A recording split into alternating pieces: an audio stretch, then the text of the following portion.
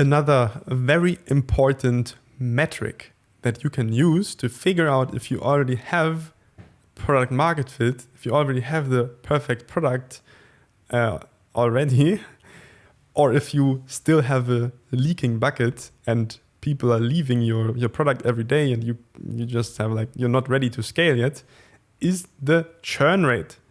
The churn rate basically measures how many people that you have acquired as new customers leave your business. For every sort of subscription business, that is very easy to measure. For e-commerce business, it's kind of harder to exactly know if they're still using your product, for example. But there are ways to figure that out through surveys, through surveying existing customers after a couple time, after 3-6 months, asking them, hey, do you still use our product? How do you use it? Do you use it every day, every week, every 2 times a week, whatever? And to figure out if they have churned, if they have left the product, abandoned the product as a tool which they no longer use, which they no longer need. And this churn rate should obviously be as low as possible. If it's very high, that is the leaking bucket indicator that I was talking about. And you need to make sure that you are sticky, you are keeping the relationship with your customer through engagement, through, for example, there are a lot of tactics that you can use to increase this retention through, for example, WhatsApp groups, personal contact, Facebook groups, like a network of the people, and also email marketing, chatbot marketing, all the stuff that helps to keep up the brand relationship. Just like a girlfriend. I mean, you spend a couple of months acquiring a new girlfriend, but then you have it and you never use it, you never talk to her again, then she would basically churn because you didn't keep up the good relationship, the good communication with her. And I see a lot of businesses, they just sell one product and they don't care about this customer again. They only care about the new customers because maybe the new customers bring in more money. But you should really focus on how can you have your existing customers stick, how to build that customer lifetime value with your existing customers, how to make sure even after 3, 6, 9, 12 months, they are still happy, they're still buying. We're going to talk about 3 modes of CLTV soon in the CLTV section. And you can basically, I mean, depending on your business, there's a constant transformation and growth going on for the customer. For example, if you sell like online courses, then you want this customer to further his development every week, every day, to keep this habit of working with your courses and working with your videos and using your product as an ongoing improvement, self-improvement and transformation in his life, and never leave.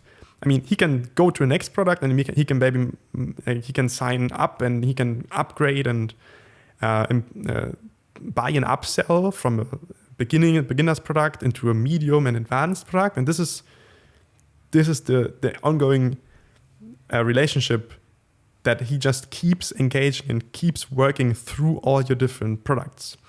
For a subscription business, it would be that every month, every week, he uses your product. He uses exactly the product, how it is intended. He thinks more about how can he improve his daily routine with the product and just make it very, very sticky.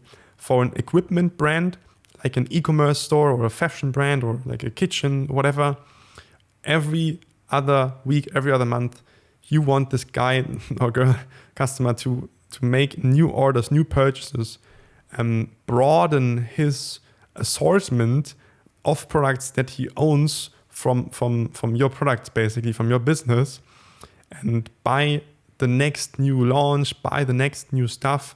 So at one time in the future, he has basically equipped himself with all that you had to offer.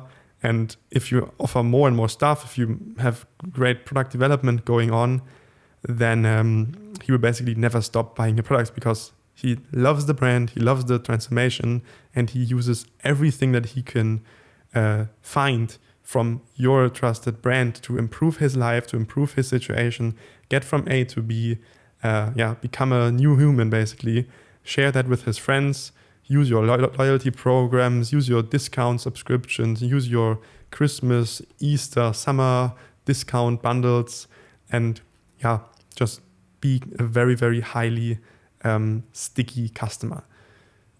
And the churn rate measures all the people that don't do that don't have that product or that product usage sticky. And if you have a high churn rate, you should definitely stop your acquisition or draw down your acquisition, keep it as low as possible, and fix this leaky bucket and increase your churn rate as much as possible, because every customer lost is a customer that you will most likely never acquire again because they're just burned from this negative experience with you. And there are only so many customers out there, and you want to make sure that if you acquire a customer, that he's definitely not churning, that he definitely has an average CLTV of at least 150 euros, because only if that's the case, you can be profitable and scale your marketing. And if you have a high churn rate, you also most likely have a low CLTV, because a lot of people just leave your business. I hope this was easy to understand. Otherwise, just Google a bit, read a bit about the churn rate. And once you get your first products, once you analyze your first businesses with the churn rate, that will all make much more sense.